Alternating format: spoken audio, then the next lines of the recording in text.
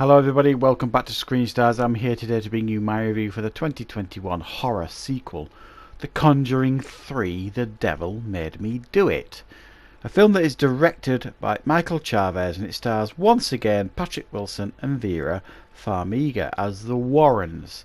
Now this time it focuses on another true story as such, based in 1981. Where essentially a young man is put on trial for killing someone, and his defence essentially is the devil made me do it. Essentially, he is possessed, and it is up to the Warrens to prove this, and that is his main defence. Now, there's more going on, there's more at play here in regards to it, but that's essentially the core story here with this one. What are my thoughts on The Conjuring 3? The Devil Made Me Do It. Well, much has been said about the Conjuring films since they made their way into the screen. I love the first two Conjuring films. I think they're very, very good, very, very effective. I like some of the other Conjuring films. I like some of the Annabelle films. The Nun is certainly watchable. The Curse of La Llorona is certainly watchable. But, you know, there are some that are stronger than others in this franchise. And I believe the director of this one actually directed The Curse of La Llorona. So James Wan does not return this time, even though he co-wrote it, I think. Now, I've seen a couple of reviews on this, and generally people are saying, well, this is the weakest of the three Conjuring films, and I have to agree with that. But that doesn't make this a bad film. I think this film does have a lot going for it.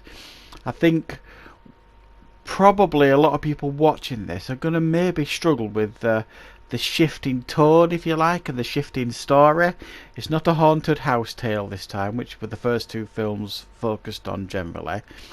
This is a different type of story. It's more like an investigation as to, you know, when this teen does what he does and the Warrens have to kind of prove he was possessed, it then turns into an investigation, if you like, and it leads them down the path of the occult and all sorts of things, and lots of scares, you know, presented to them along the way.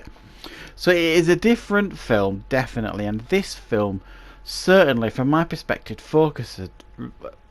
it was laser focused on the Warrens. Now, obviously, there were big characters in both the first two Conjuring films, but also the families involved in those first two films were a big part of the films as well. The family dynamic and things. Now, there is a family involved in this third one, but they're definitely kind of relegated to, you know, down the pecking order here. You don't see an awful lot of them. You see this character, Arne, who is, you know, who gets put in jail, put on trial. So you see him in jail, sort of thing, and what he has to cope with in there, and his fiancée, things like that, or his girlfriend, other bits and pieces. But it's not as focused on the family dynamic this time around. It is definitely more focused on the Warrens and their investigation into what has gone on. I do want to talk a little bit here about Patrick Wilson and Vera Farmiga. They are brilliant as these characters. I mean, every time you see them in a Conjuring film, the spark is there, the chemistry is there. They just work as a couple, as an on-screen couple. It's magic, and every time you see them, it's just really, really fantastic to watch. And this is no different. You really feel that chemistry. You really, you know, get the impression that they have, you know, very, very close, both on and off screen, if you like. And I really enjoyed their performances, and it was a real highlight of the film. It plays on their strengths and weaknesses this time round. Ed Warren, if you like, they've got to be careful this time with him because he falls ill at the beginning of the film. So it kind of plays on that a little bit. What doesn't work with this film? Well, I've already mentioned, I think that they don't focus enough on the family.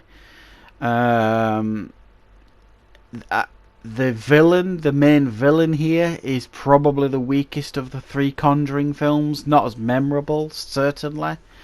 And the director, unfortunately, has this tendency to put like some cheap scares in. Not jump scares as such, but like, you know, stuff that work thematically, maybe to some degree, you know, but it just feels that they've just Hollywoodized certain scenes and things by putting, you know, corpse coming to life and that sort of thing. And like I say, it works thematically, but it's just like way over the top, it feels, and some of the scares felt a little bit cheap. I do think this director does have some potential. I think some of his lighting and things like that was very, very good. Some of the setups were pretty good. So it's not a huge failure on his part. I think it's certainly better than his last attempt, The Curse of La Llorona, and I didn't hate that film either. I certainly thought that was watchable. So I'm not here saying that, you know, oh, this film probably would have been better with James Wan. It might not have been, because it feels very distinct and feels very different to the first two films. Like I say, they've gone in a different direction with this third one, and I think some may well struggle with that. The fact that it's not thematically the same as the first two. They've definitely gone a different route here, and you feel that. You feel like it's almost not part of the first two films. It feels definitely its own entity here. It doesn't almost feel like a Conjuring film at times. So some of that will have to do with the story they chose to tell this time. Some of it will have to do with the director being different than James Wan. So there are a few reasons as to why this feels definitely very distinct and different to the first two. But there are aspects of this I really enjoyed. I enjoyed the chemistry between the two leads. There were some definite scares here and there. The villain was a bit weak, and overall definitely not as scary as the first two, but certainly definitely worth a watch. I quite enjoyed my time with it. I'm going to give it a 7 out of 10. It certainly could have been better, but it's certainly not a disaster at the same time. So thank you very much for watching. I hope you enjoyed the review. I'll be back with more content and reviews on the channel very, very soon.